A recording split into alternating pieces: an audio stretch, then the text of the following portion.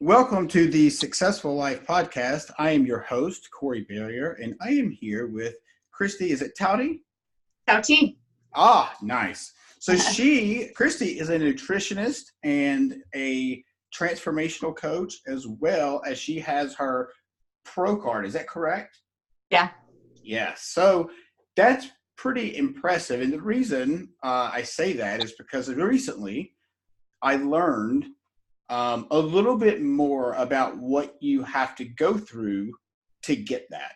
And, I feel like, and you correct me if I'm wrong, that a lot of people think that that picture on the day that you do the show is what you look like all the time. That's not accurate. So tell me, why don't, if you wouldn't mind, delve into that part just a little bit for me so everybody can understand, what does it look like to be able to do something like that? Yeah. So it's evolved a lot since I started. I started competing in 2001. I got my pro card in 2006, but I actually haven't competed for a while. But the sport has evolved. And back in the day when I was doing it a lot was the last week is considered peak week, where you deplete your water, you deplete your carbohydrates, you draw yourself like as depleted as you can, and then you fill up a little bit that last day. So on stage, you're at your peak, your utmost lean physique, and you got the pictures of that, but it lasts that day. So Kristi, you said on that last week, what do you mean when you say that last week? How many weeks are we talking about? So most people start 12 to 16 weeks out in preparation for a show, but the 1 week before the show is when you start your depletion, pulling water, pulling sodium, and things like that. So that your skin will be ultra thin and you'll be able to see all the definition that you've been working hard for. And you get all of about how long to look like that? That day, pretty much, because the next day, as soon as you eat sodium and drink water, you gain 5 pounds maybe, and you look totally different.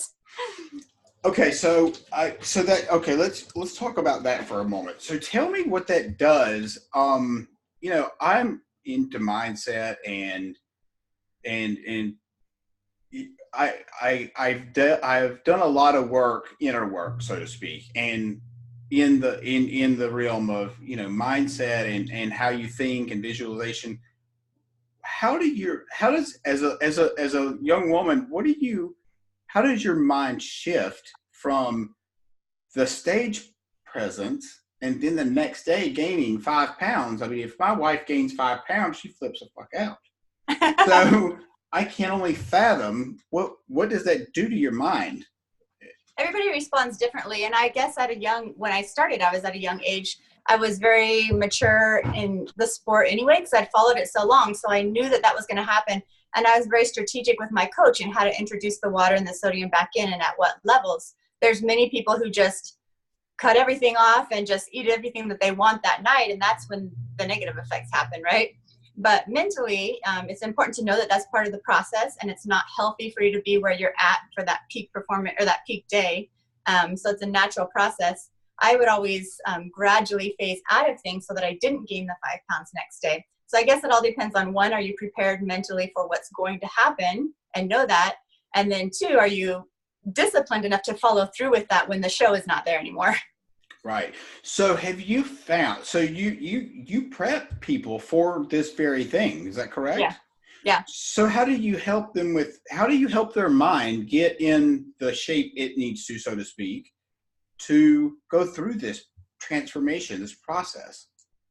So I found that there's different types of people that are more suitable for it. People that have had other areas of success and very disciplined in life do well. They thrive off of the structure and off the discipline and just pushing through and persevering. And other people who have had a relaxed life and not really challenge themselves that much, they struggle a lot more. So if you're able to put your mind in that place of knowing where your priorities are and how to stay disciplined through that, then you're going to be a lot more successful and it's not as challenging. I feel like my best times in my life and easiest were when I was actually in prep because I'm a disciplined person.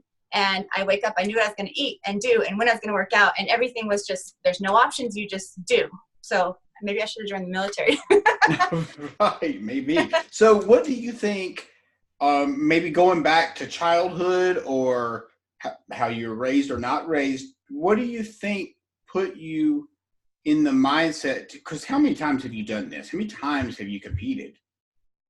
Oh, I competed for 13 years, so I don't know, 45 times, 50 times. Right, that's a lot. So that's a lot of times to have to, stay to that rigid daily routine. And so can you contribute that mindset to anything? Like when you were young, were you the same way? Yeah, absolutely. So my childhood is really cute. My parents got married and had my sister when they were in high school. So they started off with, odds against them. And they learned that hard work and discipline is how they're going to have to raise their family. They ended up having 5 girls, all just a couple years apart, and worked very, very hard. So I saw that that's just what you do when you want something in life and you want to have that be your priorities, that you work hard. We also grew up kind of out in the country. So at 12, I was picking strawberries, cutting broccoli, and you just wake up and you do that. So I know that the hard work was instilled in me at a young age, but then the not complaining, not having options, not feeling entitled to things was another thing, is that you have to earn what you're working for. It's not just going to be given to you. So that was very much instilled in me when I was younger. So it became natural. And I was an athlete. So I played 4 different sports and was just always going. When I started competing, it was very natural transition to just, stay in your lane and do your thing. And so at what age did you do your first competition? Let's see, 2001. I was like 22. Oh, it was wow. my senior year in college. Okay. All right. I got you. Okay. So, I'm old now. I'm 40. You are 40. So, well, I'm 41. So we're making it. Yeah. So, okay. Let me ask you this. What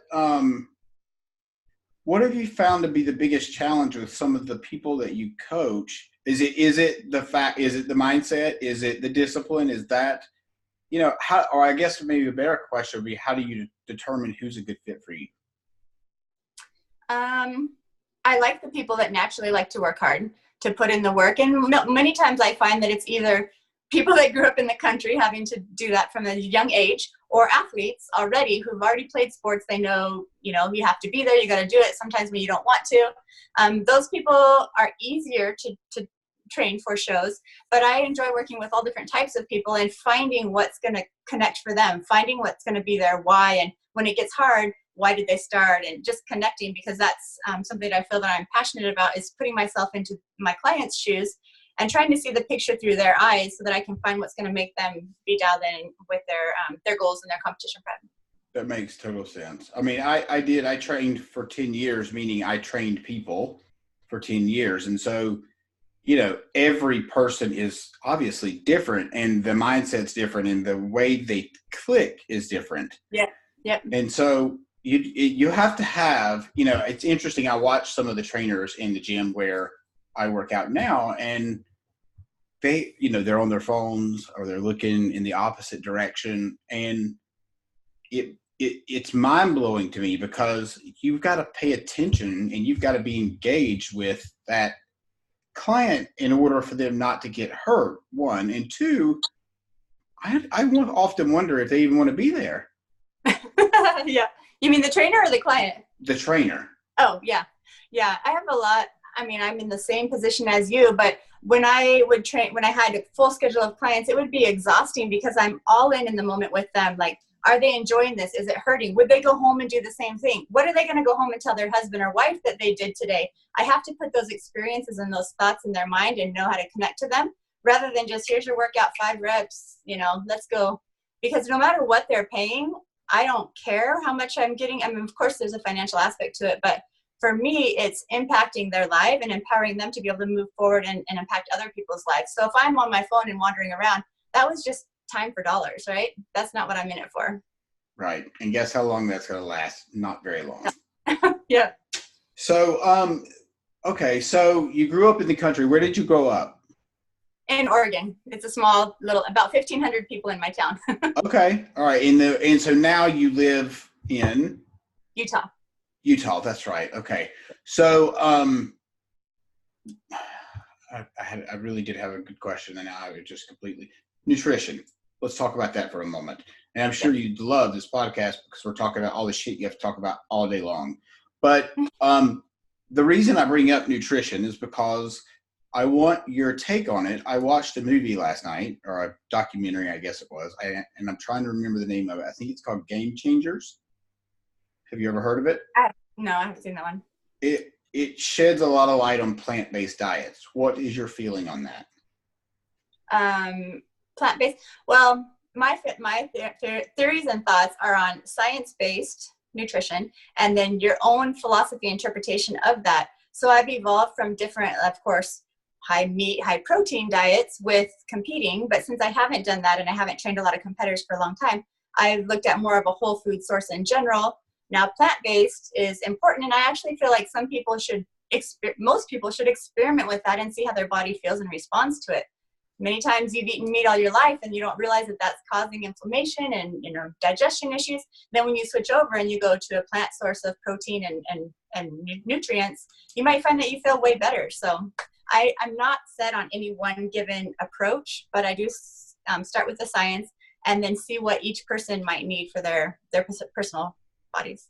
So you mentioned, if you mentioned the decrease in inflammation and digestive issues. I don't know if that's exactly how you said it, but I think that's what you said. And so with that, what kind of decrease do you do plant-based or no? No. Okay. Actually, I have experimented because I ate meat 5-6 times a day for about 14 years. And that was just what I did. And that's how I knew how to gain muscle and be lean and that type of stuff. But recently, over the last 3 to 4 years, I was like always bloated and inflamed and just couldn't figure out, because I'm tracking my food. I'm doing everything I always had been. But I think throughout time, your body creates certain intolerances of things that you've continued to eat for so long. And in my case, I feel like it was strongly meat, animal proteins. So I did switch over and do more of a vegetarian approach.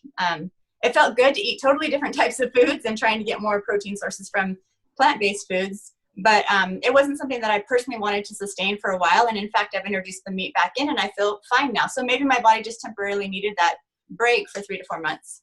And that's how long you did it, 3 to 4 months? Yeah. Awesome. Yeah, it was interesting. Arnold Schwarzenegger was one of the people on there, and I guess he is he's plant-based at this point. Yeah. And to hear him talk about it, it's super strange to me, because they never would have, a million years would have thought Arnold Schwarzenegger would say, hey, you can get all your stuff from plants. But they made some really interesting points, and a lot of athletes do far better on a plant-based diet than they do with meat.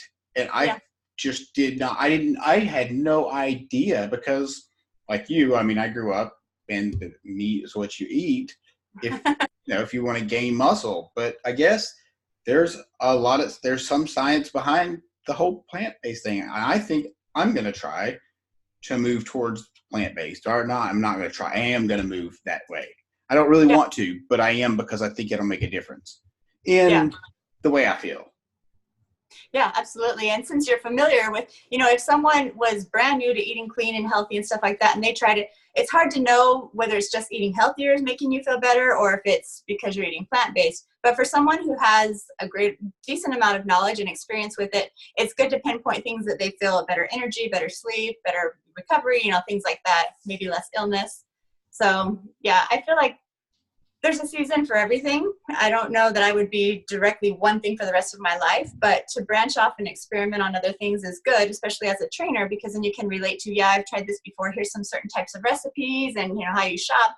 But I don't feel like you should, me personally, should veer off all these different directions of, now I'm a keto coach and now I'm a vegetarian coach, and, No, I agree. Fasting. Yeah, I totally agree. Oh, so the intermittent fasting, I'm glad you brought that up.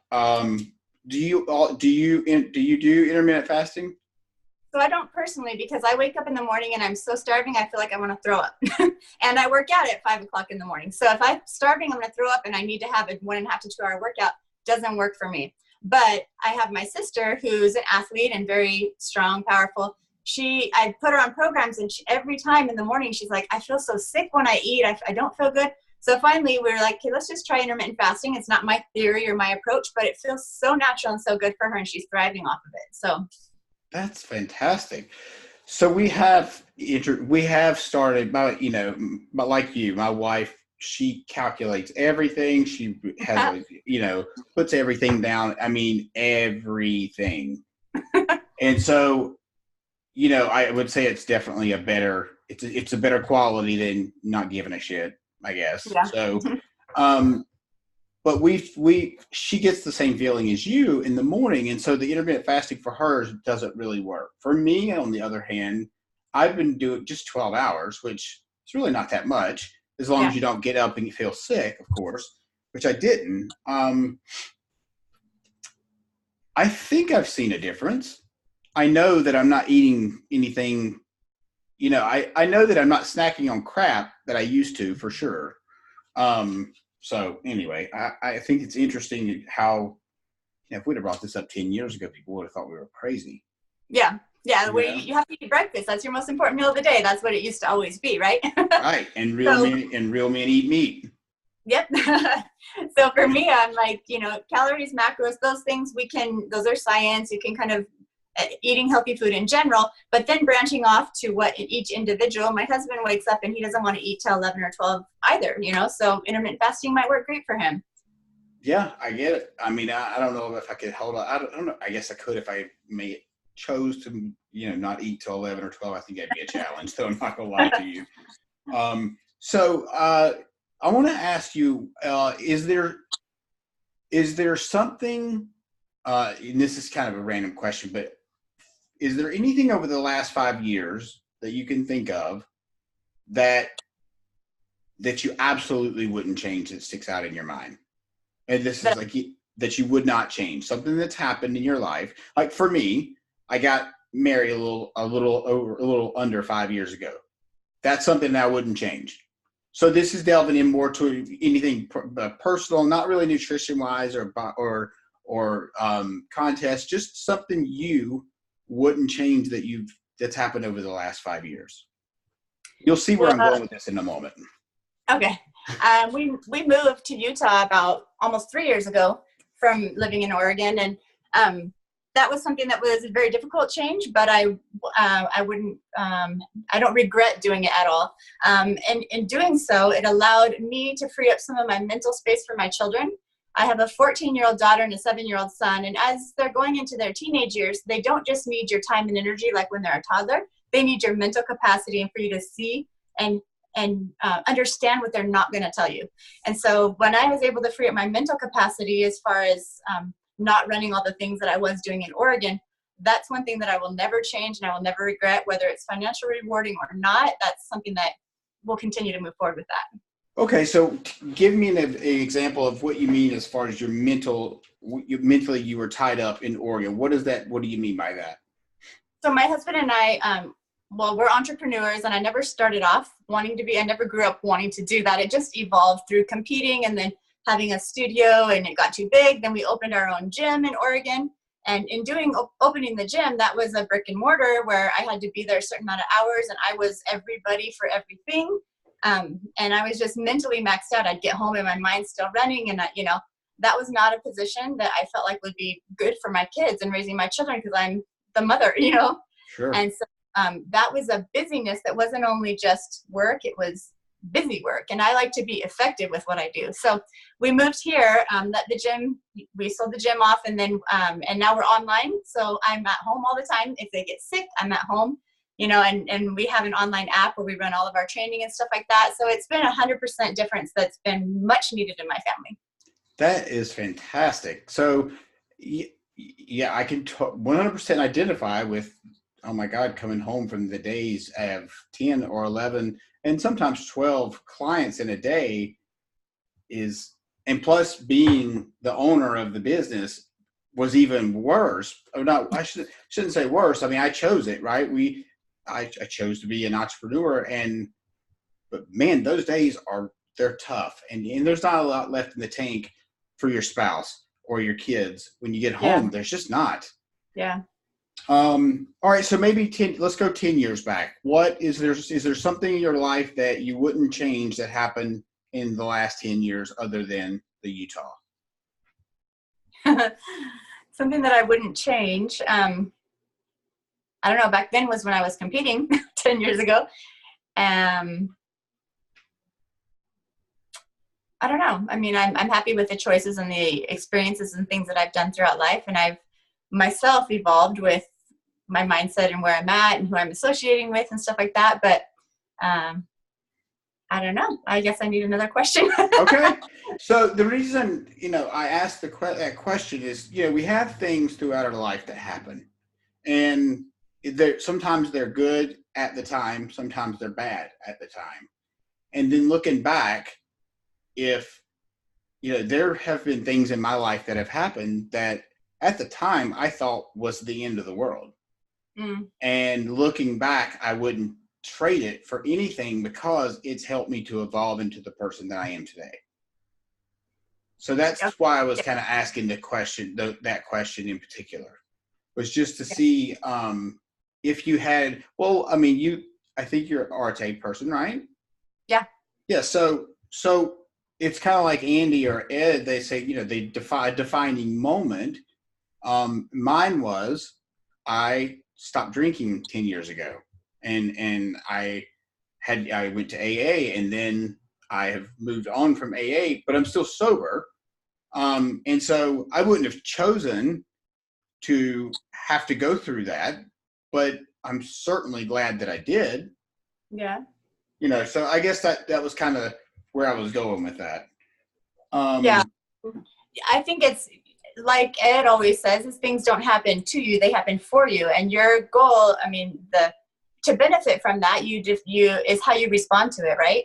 So you wouldn't have chosen to have been an alcoholic, but the way that you respond to it and move forward and use that to teach and help others is absolutely what it happened for you, right? So for me, and this wasn't necessarily a bad thing, but when I was competing, I was going to the Olympia, which is the top competitions in the world for this as a professional athlete. So I was, training for the Olympia, and then running our gym. I had 50 clients at the same time. Soon after that, I got pregnant, and I stepped back on stage when my son was 6 months old. I just had everything going on, and I wouldn't ask to be that busy or to step on stage when my son was 6 months old.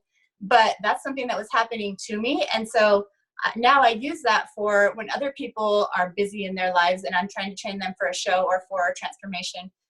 Anything that happens to me, negative or positive, especially if it's negative, I turn it around and I say, okay, I'm going through this so that I can help somebody else who's gone through it. I have to do lots of cardio to lose weight. So when I do that, I'm like, that's fine, because someone else might have to do that. And, just being able to take what's happening to you and be able to show them how to deal with it is going to be what we take from it.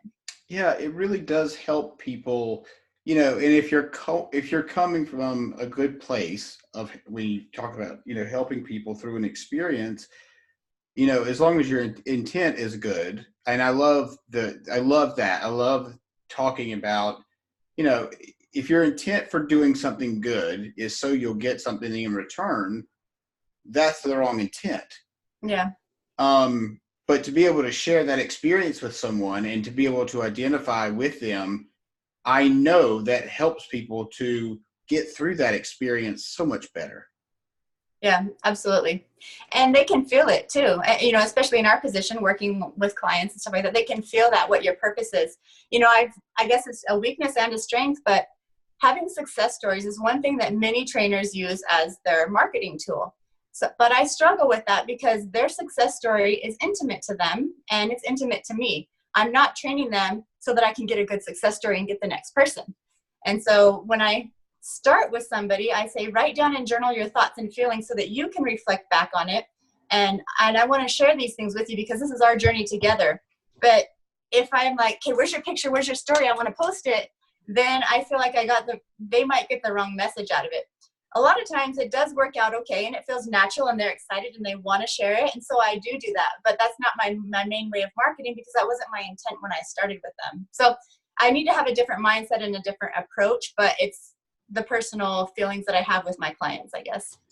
It's so interesting that you say that because, I always struggled with testimonials and displaying people in their journey. And until you just said that, it never really clicked with me why I struggled with it. And I didn't do a very good job with it because I didn't think about that going into when I started with a client. I didn't think about, I mean, I thought about them losing the weight, but not in that way. I didn't think about it as I need to use this as marketing. And I always fell short in that.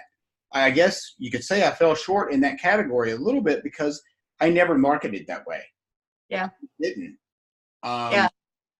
And I've talked to, people about it because, business coaches and stuff like that. Like, it is an important tool to utilize because you're paying it forward. They're inspiring others to do the same. And if we didn't share their story, maybe someone wouldn't have seen it and they wouldn't have been inspired. So I need to connect the two and, in a positive way and find out how, because I am very much a person of planting the seeds. I have so many clients that I trained who had nothing really to do with fitness. And all of a sudden they're a trainer, they're a coach, they're a competitor, they're spreading health and wellness and inspiration throughout the world by the seeds that we're planting. So to find the way to combine the two would be amazing. Let me know if you have any ideas on that. Right. I wish I did. I think about one, probably my biggest success was a lady. She had lost about 120 pounds. Wow, that's awesome. It was incredible. And she was like 4'8". And oh my gosh, wow. Right. And I think when she started, she was almost 300 pounds. I mean, it was a huge difference. And, with her, it was very personal. 1, 2, her culture was not one of which she wanted to display anything that had to do with anything. And she was literally and I always I shouldn't say kick myself, but I always maybe was a little resentful towards her because that was my biggest success. And I really couldn't share it because she didn't want me to share it. And I didn't really, because she could help a lot of people. Now, let me ask you a question now that we're on that subject. What's been your biggest weight loss? Do people, I assume, come for you also for weight loss? I mean, that's probably right. Yeah. So in the beginning, a lot of it was competitors who were already fit and they just got to the extreme level and they wanted their pictures and that was all fine. But I've also done a lot of general population. I started in Hawaii and, there's a lot of larger Polynesians there. But one of my biggest success stories is a guy named Sean Harvey, who has like the greatest mindset, the greatest attitude, but he just struggled with food and food addiction. And he lost 200 or so pounds. He was in a magazine. He was getting interviewed by Tosca Reno. Everything was really, really good. He was such an inspiration to the people in our gym and stuff. So I loved sharing that to the people that were inspired by that personal aspect. But a lot of times people, especially if they're heavier, they don't want to show their before and after pictures, which are usually the biggest impact. Oh, did I lose you? No, I think we're good. Usually the biggest impact, but I found, and in speaking today, I use a lot of video as well. So I would interview the client and just talk to them like how are their thoughts and their feelings. So it's not based on their body at that point. It's how did they transform and how did they evolve mentally? What are the skills and tools that they can, move forward, even if they gain weight, but how do you, move forward in life with those types of mindset tools, right? Sure. So, the gentleman you just mentioned, Sean, did he have a lot of skin? Yeah. So what did you do about, not you personally, but what did he do about that? Because that's a huge hurdle, at least in my situation with my client. There was a lot of skin left over. And it's, if you think about all the work that they put in and then you have to wonder kind of what goes through their head when they look in the mirror, and now all of it's just saggy skin. And this is just reality. This is what happens when you get really, really big and then you lose a lot of weight. Yeah. What did Sean do with the skin, or did he do anything with it? He didn't. But there are a lot of people that if the resources are available, that they would have surgery for that, to remove the skin and to tighten it up. That's, of course, not everybody can do that type of thing. But then you start working on, how are you feeling about yourself? How is your performance? And how healthy and strong do you feel? I mean, for some people that haven't lost that much, they can, change it over and have muscle that can fill up some of the skin. But like you said, with bigger people that have lost and done an amazing job about losing the weight, the skin is going to be there. So they either accept it or they can find a way to medically take care of it. She wound up, she'll never listen to this podcast, so I'm pretty sure I'm pretty clear, but she definitely had surgery. Oh, okay, that's good. And yes, but then, okay, so there's the third layer. Then you deal with scars. Mm-hmm.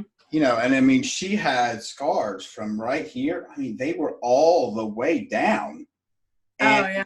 it was pretty gigantic. And I mean, it's, you know, not something that you or I felt comfortable discussing, because you want to encourage your client to do whatever is best for them. And in that situation, I did think the surgery was best because there was a lot of skin and she'd worked really hard.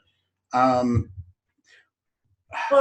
in that regards, I also like to change. I've definitely transformed some amazing physiques, but I like to have that switch over and also be performance. Like once you've reached your fitness, your leanness, what do you want to be strong? Do you want to run faster? Do you want, so that it's not only based on how they look, because how they look is not going to stay the same forever. If they have scars or skin or, you know, pooch, that's not going to go away.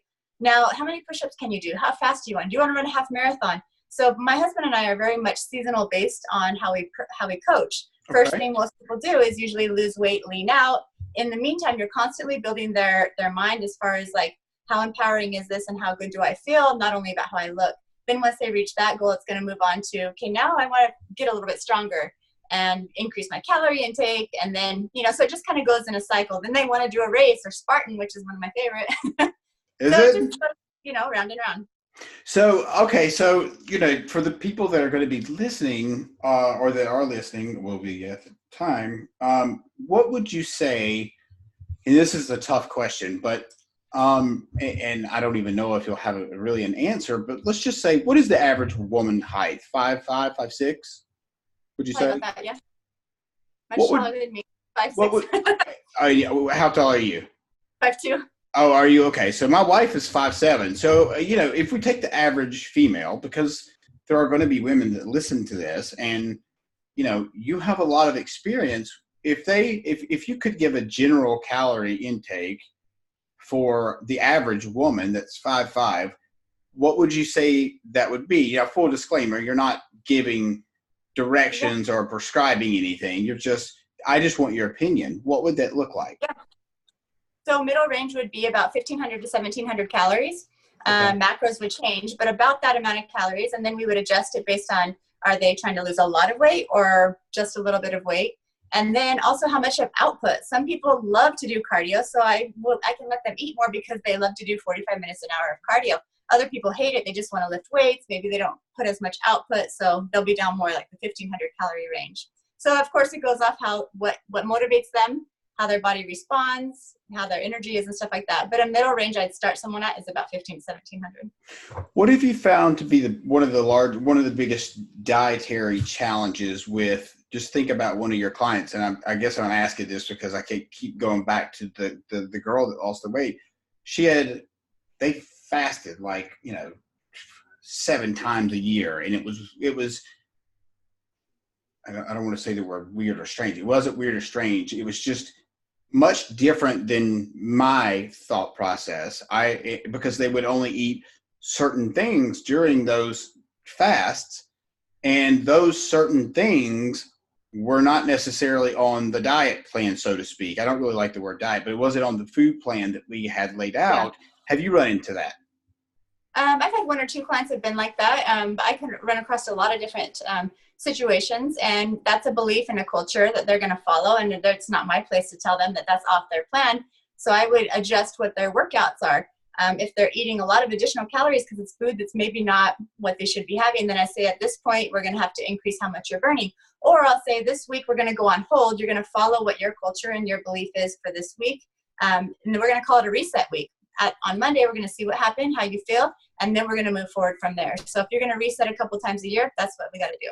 So what if it's like a month? The whole month long? Yeah, what if it's like a 30, 40-day fast, and it's like rice and beans? So I would say...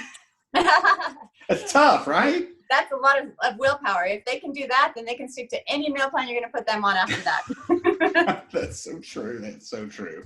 Yeah, that's a lot of commitment to what your beliefs are. And I think that's inspiring if that's the route that somebody goes. But as far as being a nutrition coach, it is a little bit challenging to be able to adjust to those things.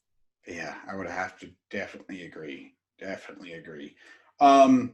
So tell me this, you said you never really aspired to be an entrepreneur. Your husband, so he works with you, right? Yep. Okay. So, actually I was going to ask you what inspires you to be an entrepreneur, but I think I'm going to shift gears for a moment. What is that like, working with your husband day in and day out in the same business and in the same household and, with your kids and like literally you all are kind of never apart. If you're like my wife and I, we don't do the same job, but her office is 10 feet from me, And so unless she's shooting a wedding, she's a wedding photographer, then she's here editing. Mm-hmm. And so what is that like? So there's a lot of different layers of it, because not only do we work together and stuff, and we've been married for 18 years, but he's from a totally different culture than me. He's Samoan. He grew up in a third world country, and they're a lot more laid back. They're not entrepreneurs in general. Like there's not a lot of them that come to America and start their own business.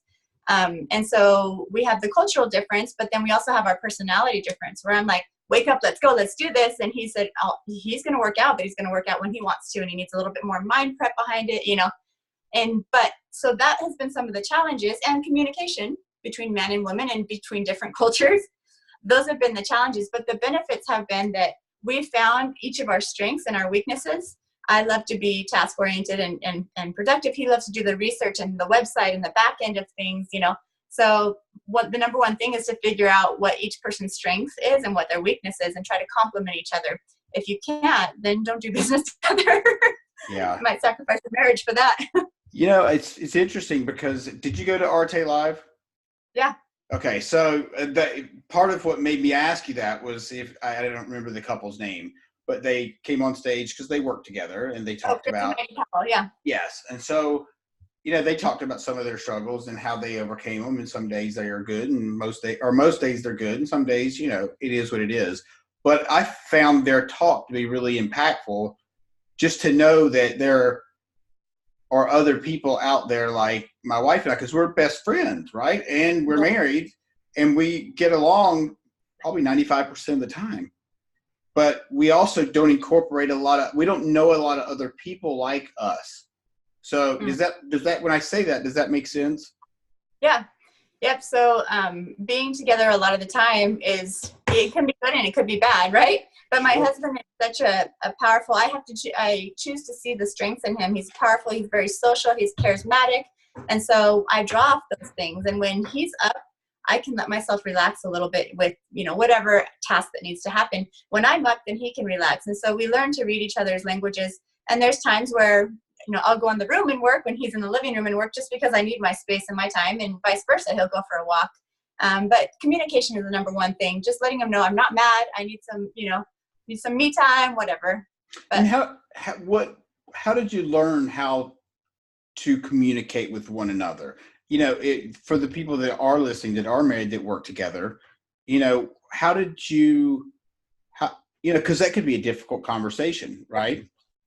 So what would you say was like a point that you all figured out? All right, we have now figured out how to communicate, and tell me about that. Yeah. So I'm not saying we have it figured out, but throughout the time we've realized the more that we're reading books and listening to podcasts, the better we are, because that's like our third party. That's like our counselor, our mediator is, hey, I read this in the book, or hey, listen to this podcast, when really I'm like, hint, hint, you need to hear this podcast, or same with me, right? It's where you hear outside of your own minds and your own self, and it helps you to find out problems, and somebody else is basically answering them for us, right? Not only that, but it's allowing us to try to always be our best self. If you're always trying to be your best self, then you're not, lacking confidence and trying to pick at other people and bring them down as well. That is such a good answer. I found, did you do 75 hard? No, but I'm doing, yeah. Right. You do your own thing. It's like my wife, she does her own thing, and she's like, I don't need whatever. But yeah, I did hard for 13 years. Right, right. So, but what I found was that when, like you just said, exactly what you just said, I listen I listen to podcasts all the time, or now I'm doing a podcast, so it's even more direct. And then I also, up until I did 75 Hard, I was not a reader. I would listen to books sometimes, but it wasn't really a primary source of knowledge. And now, I think that because I did 75 Hard and started reading, I now look forward to reading each day. And I do believe that it has helped our communication. And I don't mean reading like a communications book, like reading personal development books, reading, right now I reread a lot of books. I've reread The Magic of Thinking Big. And I don't know if you've ever read that book, but it's fantastic. Yep. I'm rereading, Sean Whalen's book, simply because I interviewed him the other day. And we were guests. What's that? He's in Utah. Yeah, right. Remember, I said in our message, I said, but it's funny because I'm interviewing somebody else that's from Utah. I think. Yeah, we work out at Lifetime together. Oh, do you really? Yeah. Oh, that's too funny. So, so I'm rereading his book just because he brought it up the other day, or last week when I was interviewing him. So I find that I'm a better person when I'm reading or when I'm listening to something of substance, opposed to a song or absolutely. I was going to say the radio, but I don't mean. Well, what I think is that you're filling yourself up. You're filling your cup. And same like this podcast, I prepared myself for it mentally, but I didn't give much thought to it because I filled myself up. I'm constantly thinking about, podcast, books, things, improvement things. And so things will come out when they need to come out because I filled myself up. But if I leave myself empty by watching garbage on TV, listening to just the radio, not spending that time, then I have nothing to draw upon. And that's when I should be nervous and worried about what I'm going to say or how I'm going to communicate with my spouse, right? I can't, I absolutely agree with you. And we have proven, because my wife doesn't read as much as I do. And so I know when our communication's off, that somehow I believe that it is linked to this very thing, not listening to a podcast or whatever the case may be. I absolutely believe that because, like you said, you can get the answers from listening to a podcast of somebody that you're interested in, as long as it's something constructive, which I don't know why you wouldn't listen to something constructive anyway. But maybe people do. I tried to listen to a different podcast that was about, it's Frank Caliendo. Do you know who that is? Mm-hmm. Ed actually interviewed him. He's absolutely hilarious. He does voices and stuff. He's funny. Oh yeah, I started listening to that one the other day. Yep. He's so funny. But I listened to his podcast and I'm like, all right, so I listened to two of them and I'm like, I like the guy. I loved him on the Ed show, but I don't like his podcast. Yeah. Because it's pointless.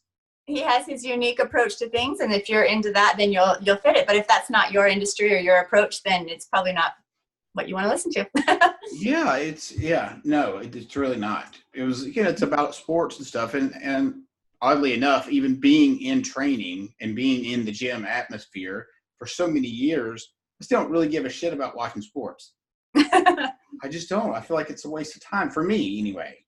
Mm-hmm. And this year, especially, we didn't play fantasy football. So this year, I found myself working harder on what we're doing right now to make sure I'm set up to do like this. I have worked hours and hours and hours to get this thing right. And I've completely disregarded the whole football season practically. Yeah, you wouldn't have had time to do what you need to do now if you're watching it. No, you're exactly right. And I just told my wife the other day, if we were doing fantasy, I wouldn't have taken the time to do this. And then I wouldn't be growing. And she said, well, I think I want to play next year. I said, well, I'm probably not. I'm probably just not. It doesn't add a single ounce of value to my life. Yeah. I agree. I don't watch TV or movies, like, hardly at all. I have a lot of friends here that do, and this movie had this and this, and I can't relate. In some ways, I feel guilty because I'm not able to carry on a intelligent conversation in regards to that fact or that issue, that topic that they're talking about. But in other ways, I can't have that much unproductive time in my life. I have a family and a business and clients, and so to be productive is what I thrive off of. And even though they feel like maybe I can't just chill and relax sometimes, to chill and relax gives me anxiety. And so I need to find what my niche is. And then I do set aside times for, developing good relationships with people that are important for me to develop relationships with. Absolutely. That makes, yeah. And I totally agree with you. It's interesting because, this circles back around to you, like your husband and yourself going out and doing things with other people. There comes a time where it's almost like I can't relate because there's not a lot of people that live like we do we work because that's what we love doing. And quite honestly, like you said, I don't know how to relax. I don't know how to chill. Like today, I told you I had the procedure and the doctor said, you don't need to do shit the rest of the day. And I'm like, the worst. I'm not doing that. And so I sat downstairs for like 2 hours and I was still on my phone, but I was like, I'm not.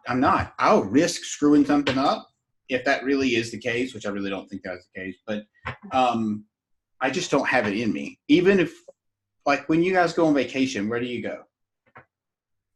We don't usually fly very far, but we'll go home to Oregon or just go on road trips are really good for us. But vacations are hard. I have to get my mind right that this is my family time. Family time for me is going to be productive time because I'm cultivating that relationship with them. But, vacations are sometimes hard because I'm like, I'm going to lose clients. I'm not going to be on top of my work. My business is going to start going downhill, and I get preoccupied with that instead of trying to just relax. I always will still work out, right? Because that's a vacation to me, is to work out and not have to, do other things. So I am so glad you said that because so I'm going to tell you my experience with this, and I think that you'll appreciate it. We were just talking about, my wife and I were literally just talking about the exact thing you just said. When I was training, I would always say to her, if I leave, I guarantee you I'm going to lose a client. I guarantee it. It happens every single time. Somebody's going to fall off, if not 2 or 3 people, because for whatever reason, if you're not, you understand it. Mm-hmm. And so I said to her, I said, you know something? I said, when I stopped thinking that way, when I stopped thinking things are going to fall to shit when I leave, and I stopped worrying about it, and I was able to just say, hey, even if I do lose a client, it is not the end of the world.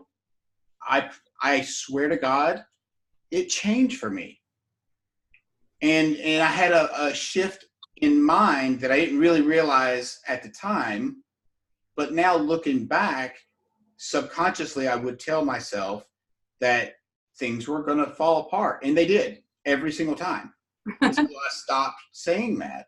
And that power, and you've listened, I'm sure, to enough stuff from Ed. And do you listen or read Joe Dispenza stuff? Not as much, but that is on my list to move forward into. Yep. It's phenomenal. Yeah. It's so great. So I think that, if we've been programmed since a small age to think whatever it is we think. A great example, like I said earlier, men eat meat.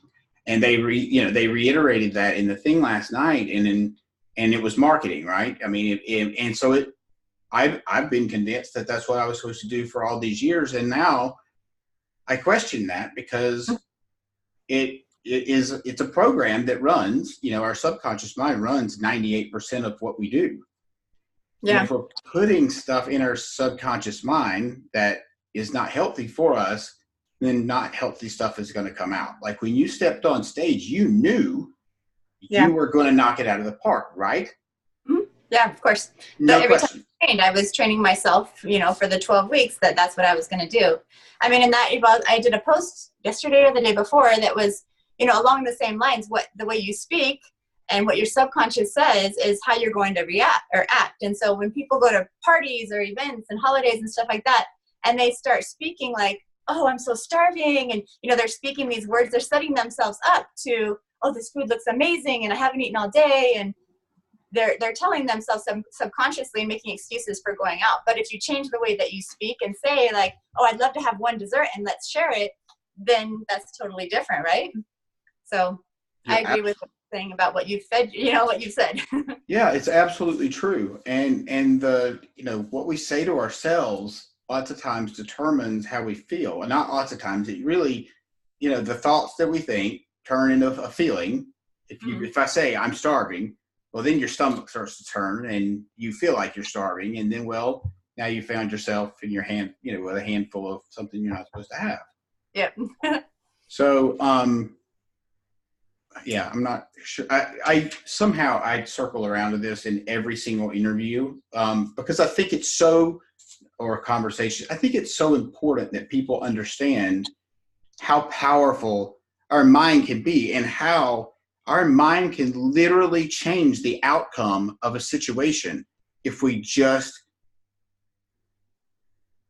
use it for the right reason. It kind of goes back to the intent. Well, it's also that thought, that analogy of which wolf are you going to feed? You've got, those two. I don't know. It looks like my battery is about to die on my phone. Which wolf are you going to feed, the negative or the positive? Like in any situation, your mind could go this way or that way. It's what you feed and what you have the nourishment to feed because you've fed yourself, all the proper tools and resources. But if you draw upon things that are negative or going to lead you down the wrong direction, then that's the way that you've chosen to go.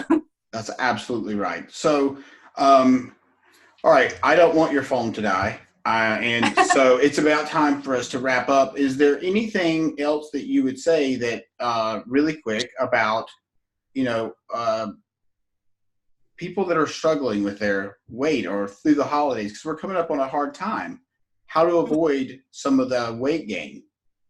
So I always say sustainability is a number one thing. If you're going all in 100%, killing it through the holidays, then you're going to get burned out, whether it might be January 1st and all of a sudden you just want to throw in the towel.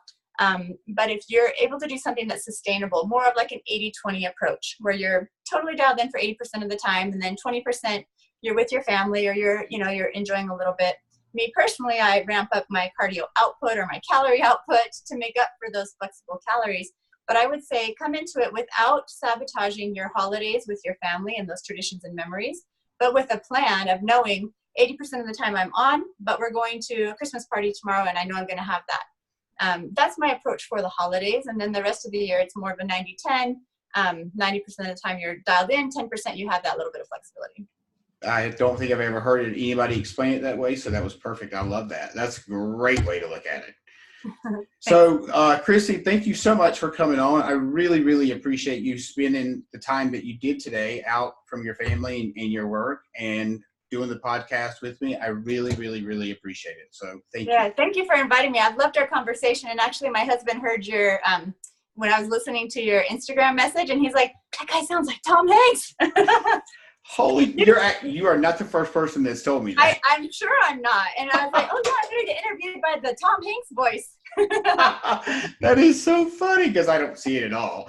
So, well, thank you again, Kristi. You guys have a great night and enjoy your holidays since we're talking about it and they're right around the corner. Yep. Yeah, you too. Thanks so much for inviting me. You got it. Have a good night. Thank you. You too. Good night. Bye-bye.